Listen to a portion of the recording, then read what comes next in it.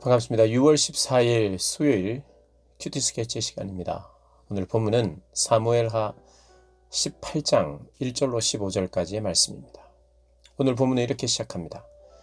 이에 다윗이 그와 함께 한 백성을 찾아가서 천부장과 백부장을 그들 위에 세우고 다윗이 그의 백성을 보낼새 3분의 1은 요압에 휘하에 3분의 1은 스루야의 아들 요압의 동생 아비새의 휘하에 넘기고 3분의 1은 가드 사람 이때의 휘하에 넘기고 왕이 백성에게 이르되 나도 반드시 너희와 함께 나가리라 하니 백성들이 이르되 왕은 나가지 마소서.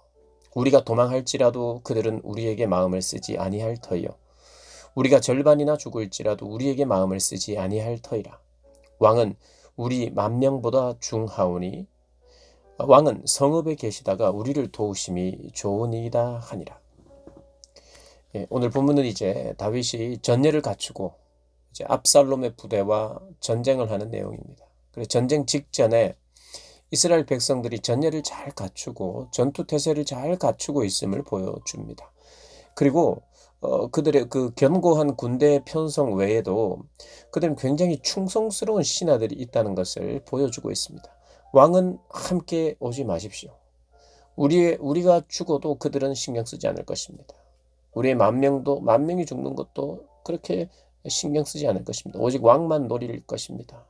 그래서 왕은 우리보다 중요합니다. 왕은 피해 계시다가 성읍에 계시다가 나중에 우리를 도와주십시오. 이렇게 이야기를 합니다. 그들은 사기가 참 충전해 있습니다. 충성스러운 신하들이 다윗을 중심으로 하나가 되어 있습니다. 다윗에게 충성을 다할 것을 다짐합니다. 그런데 거기에다가 다윗은 그 입장이 어디냐? 성군임을 보여줍니다. 아들 압살롬을 생포하라. 그를 너그럽게 대하라. 죽이지 말아달라는 겁니다. 그를 붙잡아서 나중에 어떻게 처리하든 전쟁 중에 죽이지 말아달라고 부탁을 합니다. 이것이 어떻게 보면 이스라엘 백성들 그리고 군사들의 사기를 꺾는 것 같기도 하지만 또 반대로 생각했을 때는 참 정이 있는 아버지구나 이렇게 생각을 할 수도 있는 거죠. 이건 뭐 동전의 양면인 것 같습니다. 어쨌든 너그러이 대해달라고 부탁을 합니다. 다윗의 부대는 잘 준비됐어요. 근데 압살롬의 군대는 잘 준비가 되지 않았습니다. 그리고 오늘 이 본문의 첫머리는 잘 정비된 군대, 다윗의 승리를 미리 예견하는 그런 내용입니다. 그리고 그의 압살롬의 부대는 어떻게 되느냐? 수풀에서 이제 싸우러 갑니다. 백성이 이스라엘을 치러 들로 나가서 에브라임 수풀에서 싸우더니 거기서 이스라엘 백성이 다윗의 부하들에게 패한다. 숲에서 싸우는데 이런 내용이 나옵니다. 그날 그곳에서 전사자가 많았다. 20,000명이 이르렀는데 그 땅에서 사면으로 퍼져 싸웠으므로 그날에 수풀에서 죽은 자가 칼에 죽은 자보다 많았더라. 수풀에서 죽은 자가 많았다는 거예요. 근데 칼에 죽은 자보다는 수풀에서 죽었다는 사람이 많아요. 그러면 수풀에서는 칼로 죽인 게 아닌 것 같아요. 아마도 육박전, 가까운 곳에서 다른 방법으로 싸웠는지 어쨌든 이게 평지에서 그리고 그 들에서 싸워서 죽은 사람보다 숲에서 싸운 어떻게 보면 마치 그 다윗의 군대는 산전수전 다 겪은 군인들이죠. 그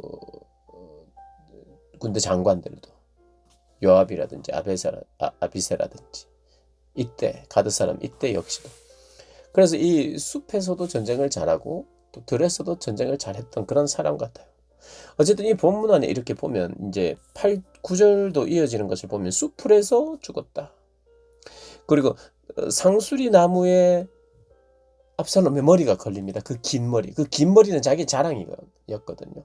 자기 어떻게 보면 트레이드 마크였어요. 자신의 그 어떤 외모의 멋있음을 상징하는 것이기도 했어요. 근데 그것이 노새를 타고 가다가 또 그것도 상수리 나무에 걸립니다. 뭔가 지금 하나님의 개입에 대해서 이야기하고 싶은 것 같아요. 본문은 수풀에서 죽은 자가 칼에 죽은 자보다 더 많고 하나님이 숲에서 어떤 일을 또 어떻게 또 역사하셨는지 모르겠어요. 아마도 게릴라 육박전이었겠지만 특별한 전쟁이었고 하나님이 개입하고 있다는 것을 보여주고 있어요. 그리고 압살롬이 우연히 걸렸잖아요. 우연히 걸렸지만 꼭 걸려야 될 곳에 걸렸어요. 그건 하나님이 걸리게 하셨어요. 이 전쟁은요, 하나님이 이기게 하신 전쟁이에요. 왜 압살롬의 군대가 패했을까? 경험이 부족한 것도 맞아요. 그러나 하나님이 패하게 하셨어요. 앞으로 전진해야 하려 했고 그냥 나가려고 했어요. 뭐 노새가 그것을 지나다가 내 머리가 그 위에 걸릴 거라고 생각했겠습니까?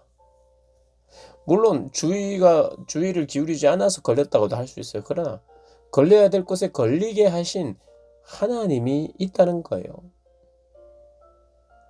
그러니 하나님은요, 악인들의 길 앞에 빨리 가는 것 같아도 상수리 나무 같은 걸, 그리고 내가 내 자랑이라고 여겼던 그것이 오히려 나의 발목을 붙잡는 그런 경우들을 하나님께서는 연출하시고 그렇게 그를 넘어뜨리십니다. 결국엔 죽어요. 너그러이 대해달라고 했지만, 그리고 많은 다른 군사들은 죽이는 것을 꺼려했지만 요압이 또 죽입니다. 요압은 다윗에게 또 충성을 위해서, 다윗이 그렇게 결정하지 못하는 일을 자기가 빨리 결정해 버린 것이기도 해요. 그러나 충성도 있었으나 자기의 미래도 있었어요. 지금 압살롬을 살려두었다가는 자기에게 나중에는 어떻게 될지 몰라요. 이 요압은 다윗에게 충성하지만 그 충성과 함께 더불어 자신의 앞길을 생각했던 사람으로 비춰집니다. 그래서 그냥 죽여버려요.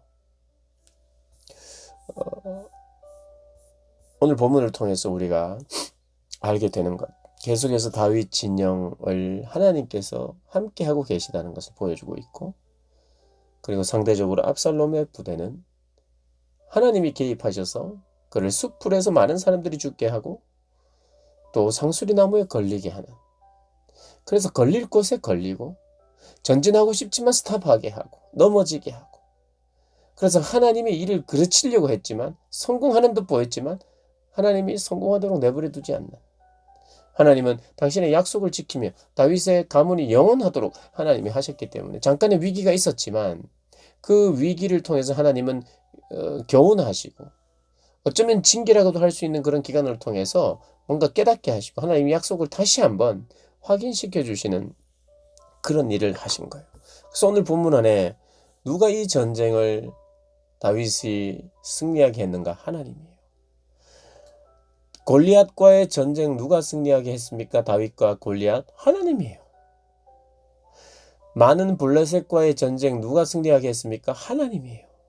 다윗의 용맹함도 있었지만 하나님입니다. 지금은 쫓겨나가는 것 같아도 그 전쟁 가운데 개입하시는 분이 하나님이세요. 하나님이 여전히 개입하시는, 우리 인생 가운데 개입하시는, 역사 가운데 개입하시는, 개입하고야 마시는, 그리고 우리의 삶의 자리도 마찬가지입니다. 개입하고 계십니다. 우리는 누구에게 순종하느냐에 의해서 그 순종하는 분의 개입을 받아들일 때에 하나님이 기뻐하시는 길로 가는 것이에요. 그러니까 하나님의 개입은 늘 있는데 우리의 때로는 불순종 때문에 그 개입을 인정하지 못할 때가 있고 순종하지 못할 때가 있을 뿐, 하나님의 개입하시고 역사하시고 일하시는, 우리를 위하여 일하시는 하나님이신 것을, 그 하나님을 잊지 않고 오늘도 나를 위해서 그리고 하나님 나라를 위해서 일하시는 하나님, 그 하나님 바라보며 살아가는 복된 한 날 되시기를 주님의 이름으로 축복합니다.